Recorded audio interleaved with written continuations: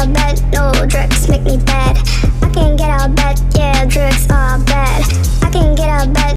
What's up, guys? Welcome back to the C&TFamily channel. So I'm gonna be telling you guys a little story time. It's a little story like what went on with me. Yes, there is a point in time in my life where I was crippled, like where I was disabled, where I don't know what to say it, like could not walk, could not touch like anything. Yes, there's a point in my life where I was pretty much dumb. Yes, there's a time in my life where God was testing my faith in Him. Yes, so yeah, where I was like completely crippled, couldn't do like anything for myself. Yes, I always needed somebody help to do it for me, because your girl could not do anything. Like when I tell you, your girl could not do nothing. Could not have bathed for myself, brush my teeth. Well, I could not have bathed myself. Like I could not have brushed my teeth. Could not have go anywhere. Like I was like in bed. Yes, in bed. So yeah, where God was like testing my faith in Him. Yes, and then God was like, no, I test my faith, no, Chelsea, I'm gonna put you back on your feet. I'm gonna make you be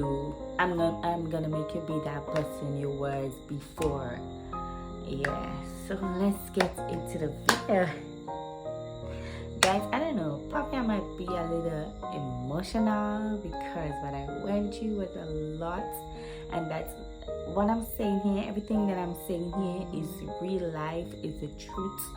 I'm not coming with no lie, no fake thing, to get views and likes and subscribe. So subscribers, so I'm coming here with 13, yes, real life story. Yes, so let's get into it. And I hope you guys really enjoy it too, because your girl was really down, as I say, disabled, like a retarded. Yes. So let's get into the video now. So before I start this video, I would like to say thank you very much. Some hearts out to my family, my parents, my siblings. Yeah, they really helped me out, even my cousin. Yeah, just want to say thanks, and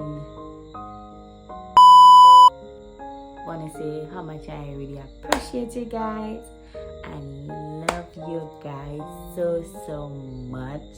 Yes, love you guys so much. Yeah, my parents, my mama, my dada, my brother. I know you guys know parents and siblings, so I just want to say especially my brother, my big brother, my elder brother. Yeah, he was the one that was there with me, like when my mom went up in the shop and my dad gone to work and my sis gone to work. He was the one with me, like back and forth with me. Yeah, he was the one with me. So hats off to you guys. And just want to say, I really do appreciate you guys, and I really do love you guys. Yeah. I love you guys so much, right? So let me start it. So it was okay when it was, I can't even remember how old I was, but it was in Form 2, Form 3. Everything happened like in school time. Yeah. So it was in Form 3 where Form 3 or Form 2, one of them. Right. So I can remember the time it happened, like I think when school gave holiday, when high school gave holiday, like when I think for the carnival. So it had been like in July. So at a point in time, I was home, as I say, when school gives holiday and stuff like that. And I saw like when my father, like when he joints and things start hurting him and thing, he sprayed nutmeg spray on his skin. But mind you, he sprayed it in the night, but I didn't really check in on that. Like he actually sprayed nutmeg spray on his skin, like on his joints in the nighttime. So the other day, the girl was getting a little pain in her knee and stuff like that, and in her joints and stuff like that. And I find it was best to go spray the nutmeg spray on my skin. But I went outside and sprayed, because where we live there's a mango tree in front of our house. So I went up there under the mango tree and started spraying up my joints with the spray. So after I did that, mind you, nutmeg spray is a hot spray, right? And like they only use it like in the night time when you're going to bed, then you spray your joints and stuff like that when you're hurting you and stuff like that. But your girl go and spray it in the wind outside, and then after, when I sprayed in the wind, I went in water the same time I sprayed, which I didn't supposed to be in water, and which I don't supposed to be outside as well, because nutmeg spray is a heated thing. You're supposed to spray it like when you're going to bed and stuff like that. Well, I didn't know that. So you go went up there and spray. When I finished spray, I went in water the same time I spray my skin. So the same time I spray my joints, I went in water, and I forgot about that. Children there.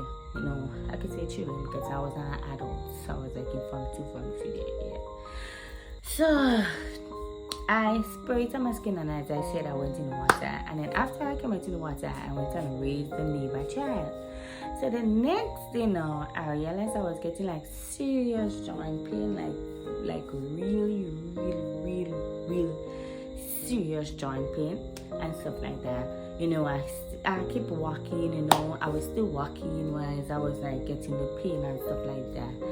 So the next, I can't remember if it's the next week or if it's the same week, but later down in the week, I can't remember if I like when I could not have walked, like when I could not have walked and stuff like that. I can't remember that, but I remember that your girl was like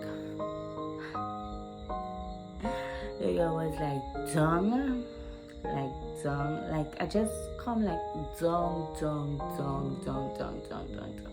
Could not have walked. I could not have moved my hands. I could not have moved no parts in my body because it hurts. Could not have moved it. So when that started happening to me and stuff like that, well, we have a family doctor. So my mom called our family doctor, and he came home and he gave me an injection, so the pain could go away and stuff like that. So the pain was like going away like for 3 hours, and then the pain just coming back. So he came home like about, I'm talking about in the night time. He came home in the night he came home for like 3 or 4 days in the night, giving me injection, which was like staying for the same 3 hours, and then it gone. So he said that the doctor was like, no, it don't make sense giving her the medication, and then it lasting for like 3 months, 3 hours, and then after, the pain just coming back strong. So he was like, okay, she needs to go to the hospital and stuff like that. So my mom, no, it didn't reach that point as yet. One of my father friend told him about a doctor in St. David, which is for children, a pediatrician doctor, yes, for children and stuff like that, Dr. Kishagu. So my dad and my mom brought me down there to saw the doctor and stuff like that. I saw the doctor like freaking 3 times, because she's a very good doctor. I saw her like 3 times, and after it was like, no, she's a good doctor, but I don't know. I saw her like 3 times, and it was like no. It was like no. When I saw her and stuff like, I wouldn't say no improvement, but it improved a little. And then after a few days, I come back the same way. Like they couldn't touch my body. When I come out by her and stuff like that, like I could have touched my body after coming out from by her. But then after like a 3 days pass, like 3 days, 4 days pass, you will come back like the same freaking retarded, disabled person.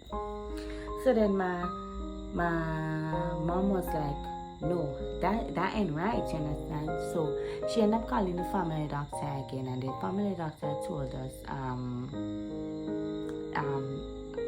carry her down to the hospital. So he asked me which hospital I want to go to. So I told him I want to go to the general hospital, and then my mom and my dad carried me down there. Let me tell you, whilst my dad was driving, carrying me down there, my dad had to drive on 20 miles. 20, that's how slow he has to go, because if he ever go up on a hump too hard, you go balling. If he ever go down in a pothole too hard, you go balling out. Mother, you go balling. And mind, so before I even go down to the hospital and stuff like that, my hands was like this, like that. My hand was like kind of retarded. Yes, my hand was like that and stuff like this. So when I went down to the hospital, my hands and everything was like that. So when I went down there, they put me in a wheelchair. They said, you girl could not walk and stuff like that. So I was wearing Pampers because I could not have walked. Yes, I could not have walked to go to the washroom and stuff like that. Could not have do nothing, I tell you that. So when I returned to the hospital and stuff like that, they took some tests. They ran some tests on me and stuff like that. Blood test after blood test after blood test after blood. Like every single freaking morning, they come in and take blood from your girl, and then it's like nothing. So they keep on taking blood, and they don't really know what happened to me. So my mom was like, okay, I need to know what happened to my daughter, you understand? I'll just have her down here, just taking a whole set of blood, and then I'll still don't know what happened to her. So my mom was like, if I don't know what happened to my child, like in the later down, when she realized they was like taking blood and stuff like that, they don't really know what happened to me and stuff like that.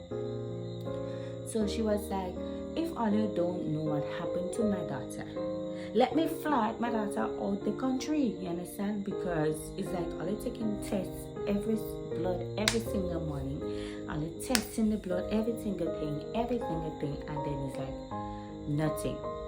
So then I think I went to a Cuban doctor. I can't even remember where. I think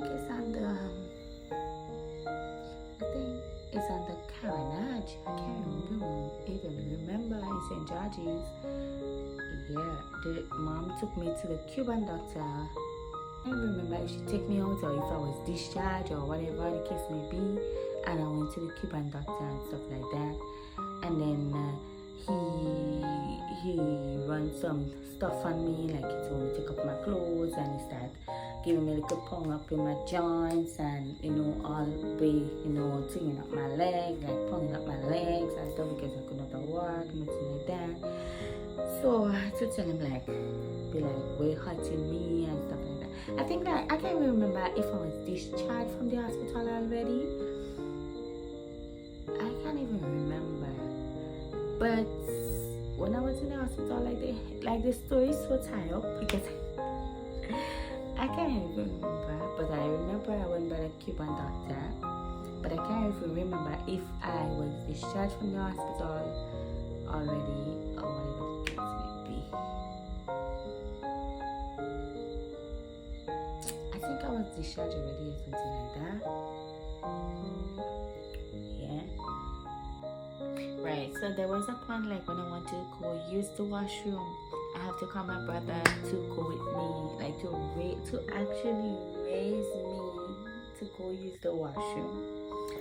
I'll call my dad to actually raise me to go use the washroom, because you guys know when somebody is like it's like when somebody can't walk and stuff like that, they're in bed and stuff like that. That's like just call it like dead weight. So you're like really heavy. So my dad and my brother, and when my brother and my dad raised me, like they can't even give me a knock on the wall because I'm falling. They can't even. They can't even move up their hand too rough because they're falling. At the point in time I came out, my dad and then bring me out, and then after my dad went and do something, and at the same time my cousin came by us, and she was like, Mommy said Chelsea's in the van there and thing. No, she asked me Chelsea, and Mama said Chelsea is in the van and stuff like that.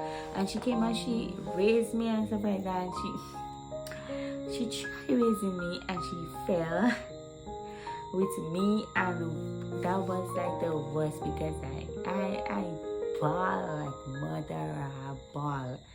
Because as I said, nobody can really touch my joints, touch no parts in my body.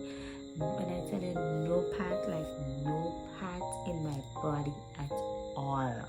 No parts in my body. Every time again she came home and I was on the couch home, and she was like, Agnes, you must give the girl some breeze.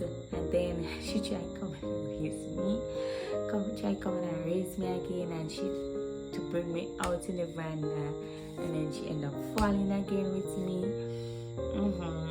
Yeah. I'll be like, that happened to you, Chelsea? Yes, it do.